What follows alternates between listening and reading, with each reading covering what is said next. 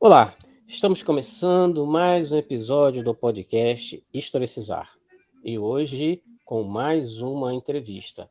Vamos entrevistar o psicólogo e terapeuta corporal Dante Moretti, que também é supervisor em análise bioenergética, coautor do livro Flexibilizando a Coraça Muscular, 2022, e Psicologia Corporal. Dante Moretti, muito obrigado por você ter aceito o nosso convite. É um prazer, Anderson. Olha, Dante, então, assim, tem umas 3 ou 4 questões pilares aqui em torno da questão que envolve a terapia corporal, coração muscular, mas vamos começar aqui por uma questão da historicidade, a questão histórica, a trajetória de William Reich na psicanálise, né, a contribuição dele na psicanálise, até o momento que se dá uma ruptura conceitual com a escola psicanalítica, que vai resultar na sua expulsão da IPA. Né? Tem um livro do professor Cláudio Melo Wagner, né, que ele instiga essa discussão, continuidade ou ruptura. Né? E depois também eu vou falar alguma coisa do livro do professor Paulo Albertini, né, um grande livro na psicanálise do William Reich. Mas, enfim, nesse primeiro momento, resuma a passagem de William Reich pela psicanálise e o momento que se dá uma ruptura conceitual com Freud. Perfeito. É uma pergunta, é uma pergunta, né, que traz milhares de pensamentos e a gente tem que selecionar alguns, né? Olha, o Reich, ele tinha perdido o pai, tinha perdido o irmão, tinha perdido todas as terras, tinha perdido a mãe, tinha, né, perdido tudo que ele tinha. Tinha lutado na Primeira Guerra Mundial no front, ele foi lieutenant, né, ele foi tenente. Então ele chega na psicanálise órfão e encontra na psicanálise uma família. Ele era um aluno excepcional. Rapidamente ele se torna um discípulo íntimo de Freud. Freud fala, inclusive, que isso são palavras do Freud, né? Não existia em Viena ninguém melhor do que o Reich para ensinar a moderna técnica da psicanálise. Enfim, ele vira um grande psicanalista, né? Segundo a Doutor, ele tinha acesso a ilimitadas visitas a Freud. A Doutor é uma grande historiadora, né? E o Reich, ele começa a se dedicar às questões da sexualidade e ele estuda bastante as questões políticas e sociais. E o nazismo começa a surgir com força. E o Reich se coloca claramente contra o nazismo, e o Reich se coloca do lado esquerdo da história. A gente tem que lembrar que a gente está falando da Viena Vermelha, a Viena da Middle Europe, da Belle Époque, do entreguerras. Então era uma época de muita efervescência cultural, social, política. O comunismo na Rússia, naquele momento bom do Lenin, né? Que legal, as mulheres tendo direito ao aborto, o Estado cuidando das crianças, enfim, a Rússia era super analfabeta, né, na época do Czar. Depois da Revolução chegou a quase que 90%, né, de alfabetismo, enfim. Um momento muito legal do comunismo, antes do Stalin, né, que acabou com tudo. E o Reich, então, se coloca eloquentemente um comunista, e o Reich ele tinha uma visão de querer mudar a cultura. O Paulo Albertini fala muito isso, né? O Reich ele era um agente cultural, ele tinha como objetivo a mudança dos hábitos de vida, do estilo de vida da humanidade. E o Freud estava numa época que ele já estava mais velhinho, né? O Freud já tinha passado pelo momento revolucionário dele e ele só estava ali tocando em frente. Na verdade, quem tocava era Anna Freud e o Ernest Jones. Então, o Reich entra em algumas desavenças, porque o Reich queria um papel mais ativo da psicanálise na mudança cultural que ele achava necessária para a humanidade naquela época, e isso não foi possível na psicanálise. Aí a gente entra com o Cláudio Melo Wagner, como tu citou muito bem esse livro dele, né? Então, devido a essas questões políticas e sociais, e para tentar manter o movimento da psicanálise sem ser totalmente cortado pelos nazistas, o Reich é então afastado numa manobra da Anna Freud junto com Ernest Jones, e assim ele é afastado da psicanálise no Congresso de Lucerna, lá em 1934. O interessante é que, segundo Paulo Albertini, isso foi muito bom, porque o Reich pôde, então, dar ampla satisfação pulsional, né? O Reich pôde, a partir da expulsão, se dedicar 100% à sua obra, ao seu ponto de vista. E isso foi uma coisa muito boa. Ele conseguiu inaugurar, assim, uma nova área, né? A psicoterapia corporal, a psicanálise aplicada ao corpo. E inaugura, assim, um novo caminho de acesso ao inconsciente, que é o corpo, e dá vazão totalmente às ideias dele, né, de contracultura, da necessidade de movimentarmos, né, a estrutura cultural, colocando a neurose como parte da cultura. Enfim, daí a gente vê, aí vem toda a obra do Reich, mas acho que o resumo era esse. Sim, sim. Mas os psicanalistas contemporâneos que pesquisam William Reich sempre mencionam a grande contribuição de Reich na psicanálise, a obra Análise do Caráter. Onde está essa contribuição? O que você tem a dizer sobre essa obra, né, que é pensada hoje como uma grande obra do psicanalista William Reich, tá? Né, do que vem ali para frente, né, já é o Reich fora da psicanálise. Sim, quando Freud se referia ao Reich enquanto a melhor pessoa em Viena para ensinar a moderna técnica da psicanálise, ele se referia ao livro Análise do Caráter. Análise do Caráter é o néctar da psicanálise de William Reich. Análise do Caráter é o ponto genial do William Reich. É realmente a Bíblia dos... É que Bíblia é uma palavra ruim, né? É realmente a quintessência, é realmente assim o néctar, a nata do leite, né, da psicanálise do William Reich e da psicanálise como um todo, né? Foi um momento muito importante para a psicanálise naquela época. O Reich se debruçou sobre a técnica, sobre os erros da técnica e percebendo esses erros, ele desenvolveu ferramentas. É dali que vem a análise sistemática das resistências, é dali que vem toda a questão do entendimento da psicodinâmica, de que o analista deveria sim pensar materiais, que o analista deveria sim selecionar o material a ser analisado. E aí o Reich traça todo um caminho da análise, desenvolvendo assim pela primeira vez a técnica da análise. Até então, a psicanálise, a instrução era: o inconsciente deve ser interpretado da maneira como ele vem, o analista fica em atenção flutuante e é isso aí. Se o paciente ficar em silêncio a sessão inteira, se o paciente resistir a sessão inteira, não temos o que fazer. O Reich, então, diz que não, que o analista seleciona material, e é uma visão também, né, Anderson, mais humanista, menos positivista, mais sistêmica. O analista e o analisando estão no mesmo campo, um interfere no outro, os inconscientes estão conversando. Querendo ou não, o analista seleciona material, porque ele só tem escopo para ver aquilo que o seu inconsciente tem olhos para ver. Então, a tua fala é muito, muito perspicaz, muito inteligente. O análise do caráter é o ouro, né? O análise do caráter é o momento assim mais alto da produção reichiana dentro da psicanálise. E concomitante às divergências, né, conceituais de Reich com a psicanálise, né, o Reich também, como você falou, ele está ali entusiasmado com o impacto da Revolução Russa.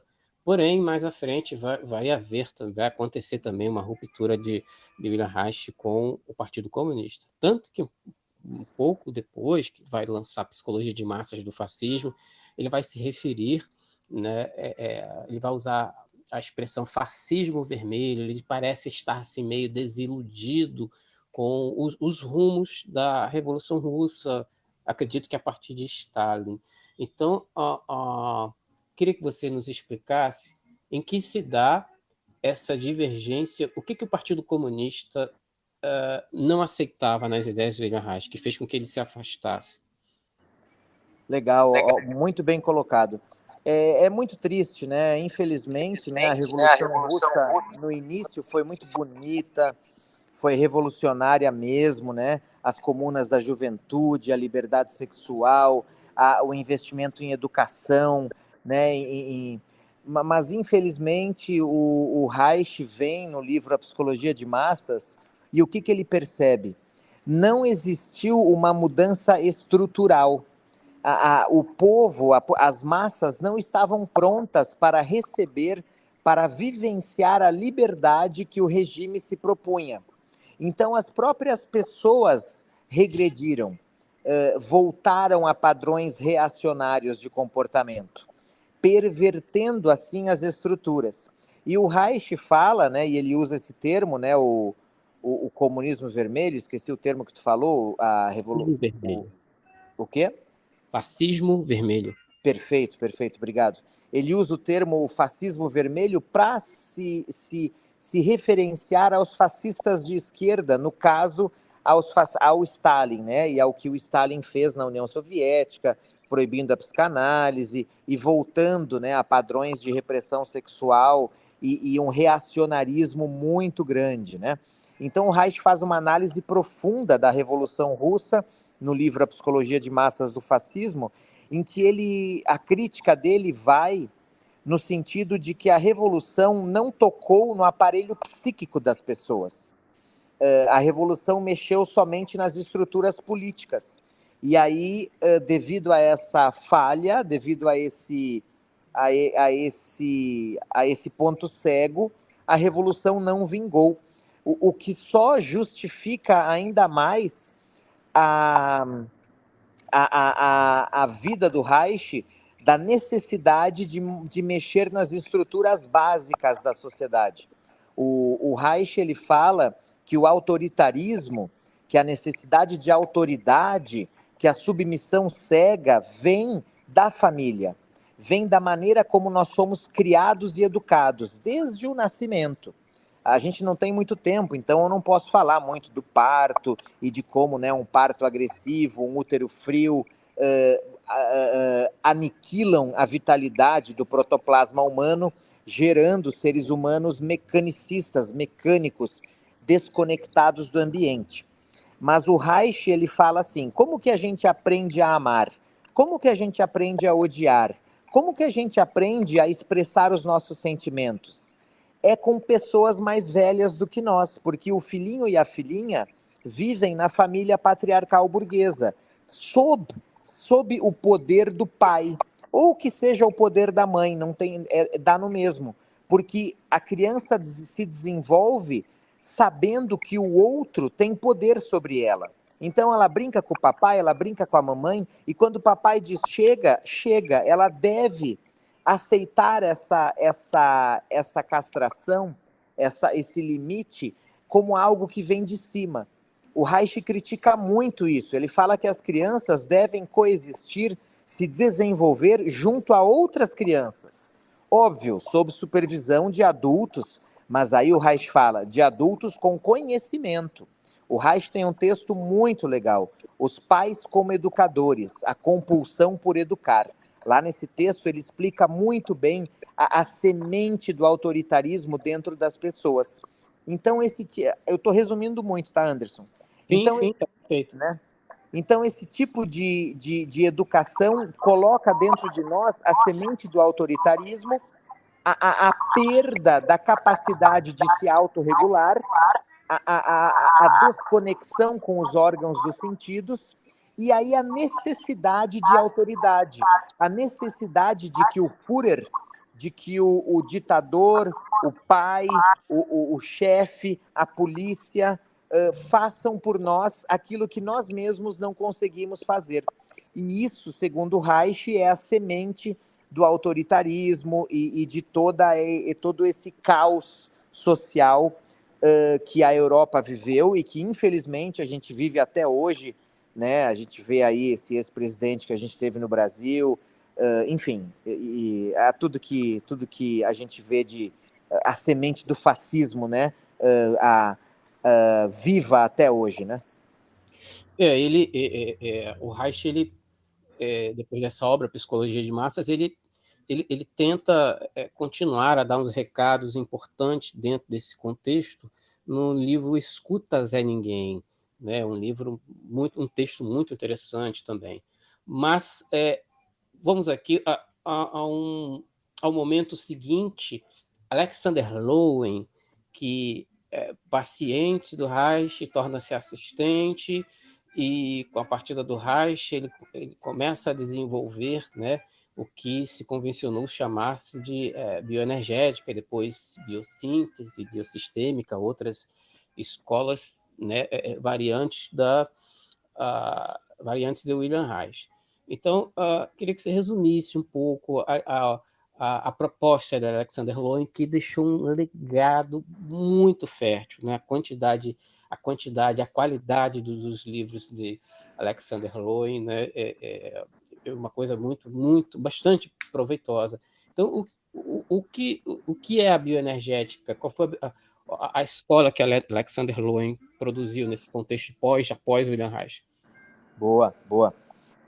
Eu digo assim, o Freud trouxe uma grande contribuição, né? O homem já não é o senhor dentro de sua própria casa. Ou seja, dentro de nós existe um padrão, existe uma determinação inconsciente que acaba determinando as nossas vidas. Então, o Freud trouxe a influência do inconsciente sobre as nossas vidas. E foi um gênio lá à sua maneira, como toda pessoa teve seus defeitos, e deu a sua contribuição. William Reich chega e faz uma segunda evolução. Ele diz, o corpo é o inconsciente visível. Então, o William Reich inaugura uma nova via de acesso ao inconsciente, que é o corpo. Mas o Reich foi perseguido, o Reich foi preso, o Reich foi caçado, teve seu estúdio, seu laboratório destruído, sua obra queimada, proibida, e ele morreu na prisão aos 57 anos, lá nos Estados Unidos, e não conseguiu concretizar os seus pensamentos. O Alexander Lowen, ele foi um discípulo do Reich que conseguiu dar andamento para a vegetoterapia, para a obra do Reich.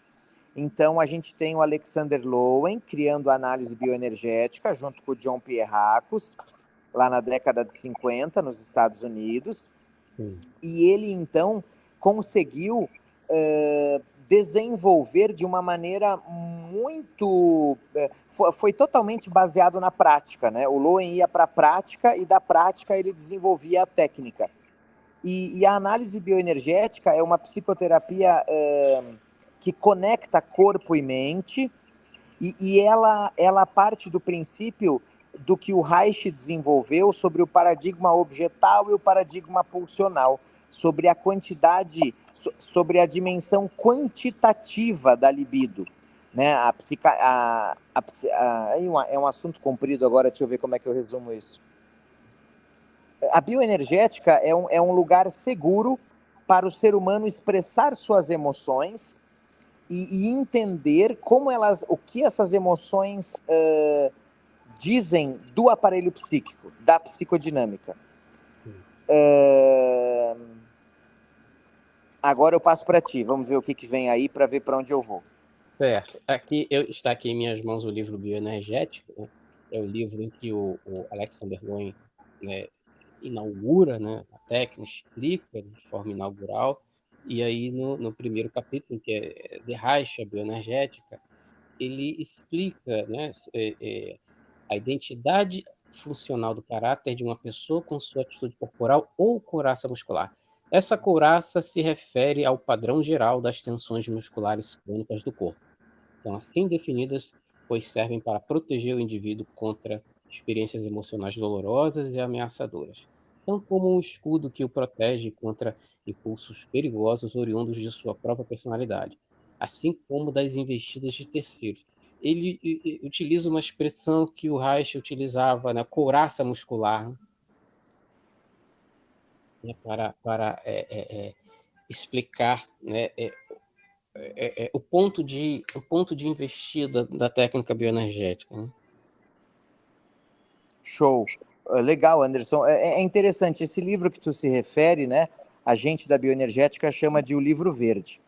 Exato. O primeiro livro do Lowen se chama Dinâmicas Físicas da Estrutura de Caráter. Para o Brasil, ele foi traduzido como O Corpo em Terapia. Ele é um livro de 67. Aí, acho que 15 anos depois, o Lowen solta esse livro aí, que é chamado A Bioenergética. Esse aí já é, acho que, o quinto livro do Lowen, se não me engano. É um livro ótimo, ele faz uma grande revisão da análise bioenergética, uma atualização dos conceitos, ele cria os caráteres, né? E dá assim um caminho para o psicoterapeuta seguir quando ele caracteriza, quando ele mapeia traços de caráter, né? Ele pega então a análise do caráter do William Reich e aprofunda. O Reich só cita caráter aristocrático, caráter histérico, caráter masoquista. O Lowen ele se dedica a fundo e ele cria então, né, os caráteres e a bioenergética dessa maneira tão... A análise bioenergética, né, como tu falou, ela é a instituição mais forte advinda do William Reich. Existe o Instituto Internacional de Análise Bioenergética, que o Lowen foi presidente, que ele criou, e que até hoje se reúne a cada 2 anos, há mais de 50 anos. São aproximadamente 5.000 terapeutas bioenergéticos, né, formados pelo Instituto, que trabalham ao redor do mundo, e é sistematizado, é atualizado, é constantemente repensado nos congressos. A gente tem, né, o BOT, o Board of Trustees, o Faculty, a gente tem 4 anos de formação, então a formação ela é muito bem organizada, didática, e isso deu muita força para a psicoterapia corporal. Existem as publicações científicas, a revista, as outras escolas que são ótimas, né?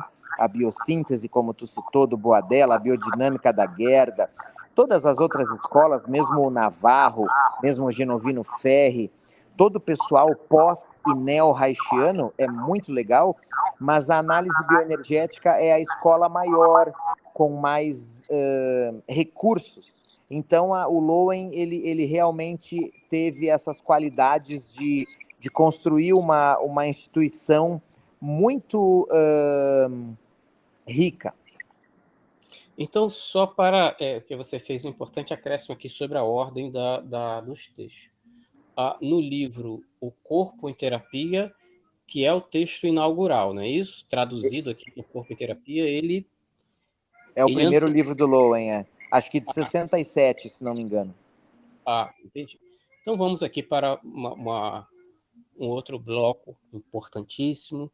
Então, você falou, né, você expôs muito bem a historicidade do Reich com a psicanálise, a bioenergética. Vamos agora às terapias corporais no Brasil, o contexto em que chega, né, a obra de William Reich no Brasil, né, anos 70, momento ali das aberturas políticas, né, não só das terapias corporais, mas de outras correntes terapêuticas também. A coisa tem-se assim, houve abertura política e a abertura política também proporcionou abertura nos campos de saber, num modo geral. Então, eu queria que você falasse, né, do surgimento de duas pessoas muito importantes nesse processo de abertura, o Roberto Freire, com a somaterapia, o Ângelo Gaiarsa, que entre os anos 80 e 90 teve uma importante participação no meio televisivo, né, sempre chamando a atenção, dando uma conotação social e política ao movimento do corpo. Eu lembro a primeira vez que eu vi o Ângelo Gaiarsa no programa Dia a Dia, na Bandeirantes. Ele tinha um quadro de pouquíssimos minutos chamado Quebra-Cabeça, em que ele conversava com telespectadores, chamando a atenção sempre para a questão do inconsciente pela via de sinais do corpo. Me fale um pouco como é que você entendeu, o que você pode nos explicar sobre a, a chegada das terapias corporais no Brasil. Ótimo. A gente vivia um momento muito triste, né? Um momento de ditadura, um momento de repressão, um momento sombrio de tortura, né? Um momento baixo astral total, né? Corrupção, morte, uma destruição, né? Da nossa nação, do que significava ser brasileiro, né? Foi um momento de ditaduras em toda a América Latina, Guerra Fria, enfim, toda aquela história horrível, né? Então, o Roberto Freire, ele era médico, psiquiatra, e ele era um psicanalista, e ele se desgosta da psicanálise, ele começa a perceber furos na psicanálise, e conhece, então, a obra do William Reich. Quem fala para ele do William Reich é um dos responsáveis pelo Living Theater, aquele Sim, teatro, né? teatro revolucionário. Isso, muito revolucionário, muito belo, muito vibrante, né? O Foram Julian, expulsos do Brasil, né? o Julian Becker, né? É. E ele, Roberto Freire, ele conhece o Julian Becker, que é o líder do Living Theater, que apresenta para ele a obra do William Reich. O Roberto Freire, então, fica fascinado pela obra desse psicanalista austríaco, William Reich, e decide estudar, e traz, então, a obra do Reich para o Brasil. Ele começa, então, a trabalhar como terapeuta reichiano, começa a fazer, né, estudos e oficinas e workshops pelo mundo com terapeutas reichianos, e o Roberto Freire cria, então, a somaterapia, que é uma terapia baseada na unicidade entre corpo e mente, e principalmente a motivação inicial do Roberto Freire foi resgatar os militantes que atuavam contra a ditadura militar brasileira.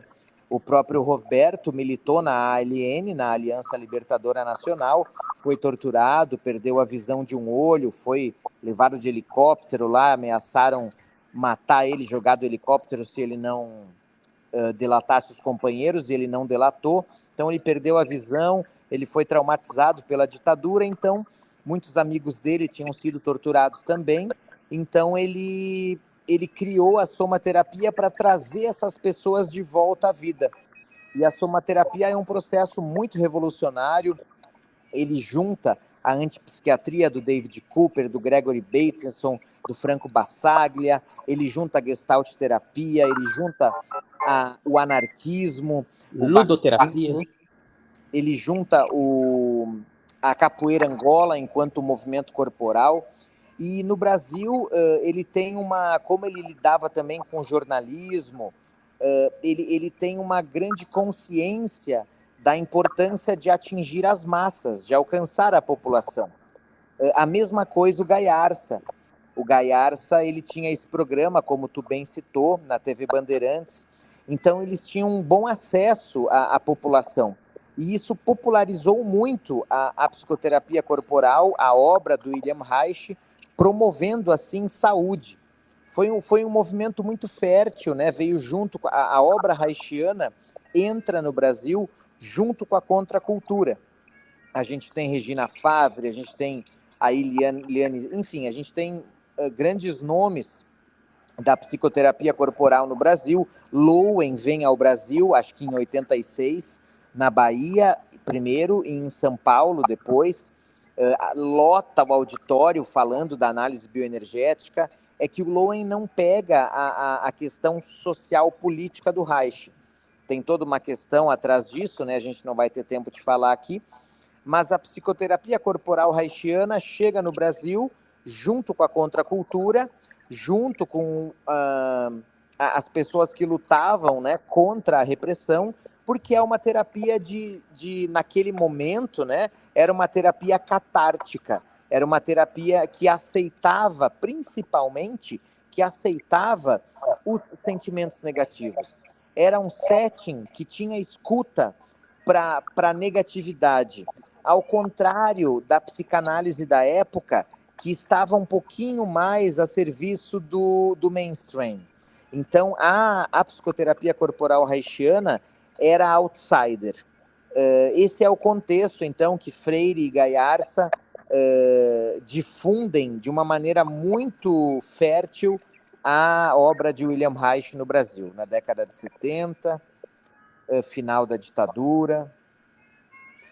Bom, você tocou na ausência de conotação política na abordagem de Alexander Lowen, ao contrário da somaterapia do Roberto Freire, em que um projeto político é explicitado com o anarquismo, né? E existe um momento, digamos assim, glamouroso do Roberto Freire com o mercado editorial, né? Com o livro Sem Tesão Não Há Solução, vendeu, a editora Guanabara vendeu bastante, ficou na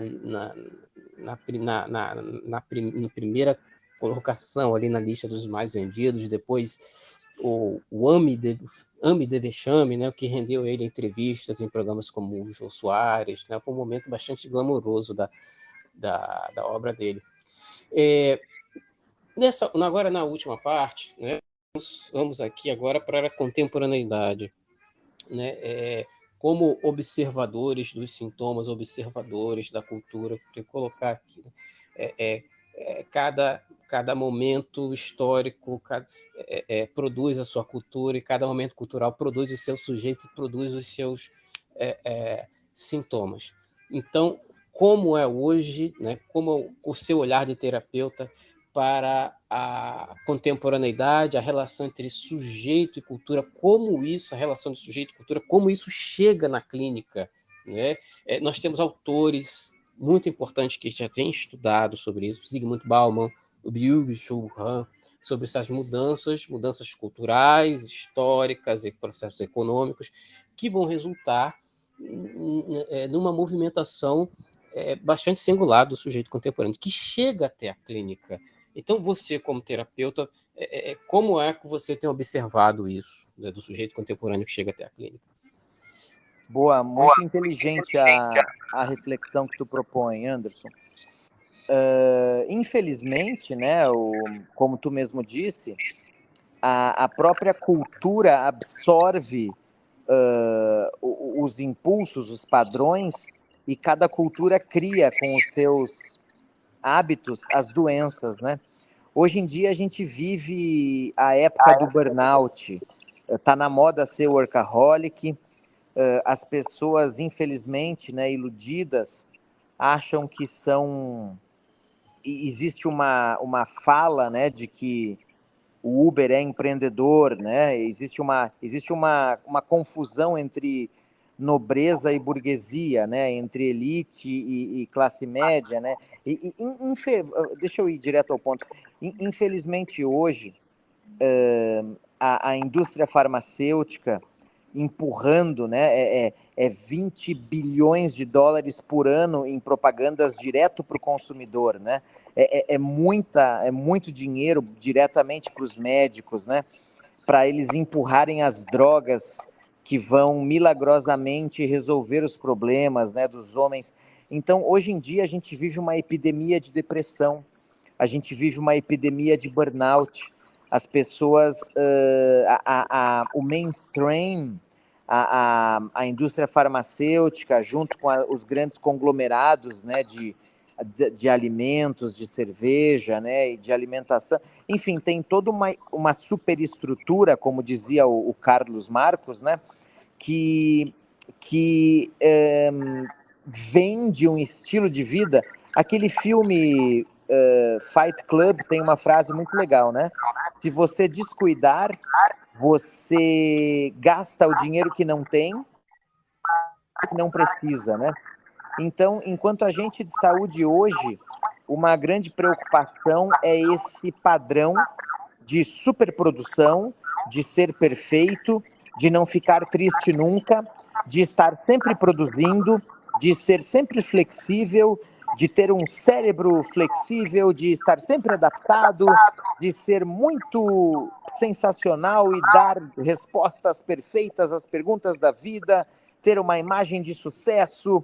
Então, assim, esse padrão doente e perverso reina no mainstream, no zeitgeist da humanidade. E está muito difícil para os agentes de saúde promover saúde. Um em cada 6 americanos usa psicotrópicos. Não sei se tu viu essa epidemia do fentanil nos Estados Unidos, muita gente morrendo. Então, assim, a coisa está feia e as pessoas têm dificuldade de desenvolverem hábitos de vida saudáveis e se confunde saúde com espetáculo. A neurose, né, a perversão, né, ela sempre se atualiza e tá bem difícil da gente conseguir promover saúde, trocas afetivas saudáveis, o olho no olho, o toque, a expressão dos sentimentos de uma maneira mais acolhedora e cooperativa. A competição reina. Assim, agora é um momento baixo astral, né, Anderson? Infelizmente, a minha leitura da realidade ela é pessimista, a humanidade está se destruindo geopoliticamente, no macro, no micro. Então, eu vejo os agentes de saúde, né? Quais são as contas mais acessadas no Instagram? É de um jogador de futebol que idolatra um fascista, genocida. Então, assim, me deixa triste e é um pouco desesperador o lugar que o agente de saúde ocupa na contemporaneidade, né? A gente não desiste, claro, remando contra a corrente, só para exercitar todo o músculo que sente, né? Como Caetano falava, eu não espero pelo dia em que todos os homens concordem, apenas sei de diversas harmonias possíveis sem juízo final. Mas a humanidade está num caminho, não sei se ela deveria estar em outro caminho, né? Mas o caminho que está não é o caminho da saúde, não é o caminho que Lowen propõe, não é o caminho que Reich propõe, não é nem mesmo o caminho que Freud propunha. A gente está indo para um caminho pulsão de morte, para um caminho autodestrutivo. Essa é a minha análise da realidade, da atualidade. Bom, sobre o seu ponto de vista, eu vou emendar com os bonitos versos de Renato Russo em Quando o Sol Bater na Janela do Seu Quarto, quando ele diz: a humanidade é desumana, mas ainda temos chance. Então, Dante Moretti, para concluirmos, suas sugestões de leitura para quem ouviu a nossa conversa e ficou curioso por ler William Reich ou ler sobre a psicoterapia corporal. Que obras mais acessíveis, ou própria obra do Reich, ou do Lowe, do Gaias, que obras você sugeriria para quem está curioso para conhecer? Deixa eu pensar, meu Deus. Bom, tu já falou 2 livros ótimos, né? O Ame de Vexame e O Sem Tesão Não Há Solução. Eles são livros antigos, mas são ótimos, do Roberto Freire. Todos os livros do Gaiarsa são ótimos. Eu queria pensar em algo mais atual, né? Que conversasse mais com a atualidade e que fosse bem digerível, né? De fácil digestão. Olha, eu vou me meter, viu? Tem livros de Paulo Albertini que... É uma boa. O último livro, né? O livro do Paulo na psicanálise de William Reich é muito bom.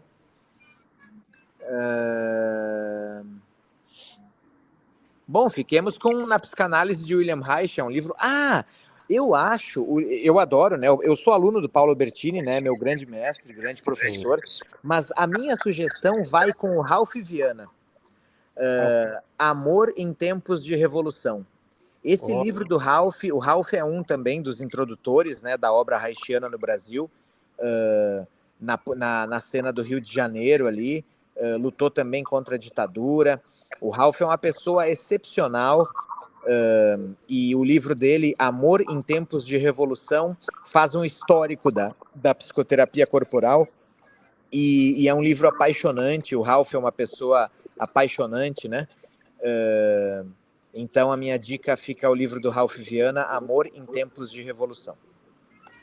Bom, Dante Moretti, só tenho a agradecer pela sua grande contribuição, valorosa contribuição, e eu penso que as entrevistas que são feitas nesse podcast, o sentido de utilidade, né? De utilidade para quem está pesquisando, para quem quer saber, para quem tem interesse nesses temas que são relacionados à investigação do ser humano, das sociabilidades, da relação entre cultura e sujeito, das subjetividades. Então, um obrigado, Dante Moretti. Ô, Anderson, eu que agradeço o teu convite, fiquei muito feliz. Muito legal, né? A gente se conheceu no tempo da faculdade, a gente fazia fanzines. Parabenizo o lugar que tu ocupa, né? Dando voz e tentando promover saúde da tua trincheira. Foi um prazer, uma alegria muito grande. Agradeço e mando um abraço para todo mundo aí que está ouvindo a gente. Certo. Então, aos nossos ouvintes, né, enquanto conversava com Dante Moretti, ao fundo a música de Charlie Parker. Então, para todos que nos ouvem, um abraço e até o próximo episódio.